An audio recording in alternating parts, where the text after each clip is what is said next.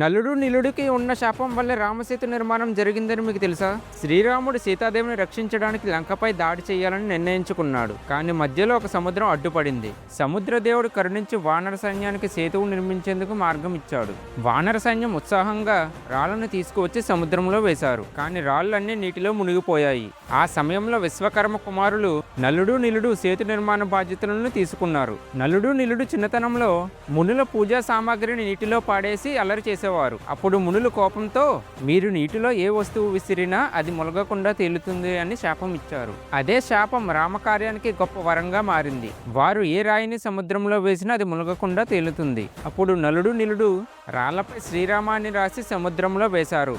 ఆ రాళ్ళన్నీ నీళ్లపై తేలాయి. వానరులు ఉత్సాహంతో జై శ్రీరామ్ అంటూ రాళ్లపై నామం రాసి నలుడు నిలుడు రాళ్లను తాకిన తర్వాతే సముద్రంలో విసిరేవాళ్ళు. హనుమంతుడు కూడా పెద్ద పెద్ద రాళ్లను మోసుకొచ్చి శ్రీరామ అని రాసి సముద్రంలో వేశాడు. అప్పుడు ఆ రాళ్ళన్నీ ఒకటిగా కలిసి బలమైన వంతెనగా మారాయి. ఈ వీడియో చూసిన ప్రతి ఒక్కరూ లైక్ చేసి జై శ్రీరామ్ అని కామెంట్ చేయండి.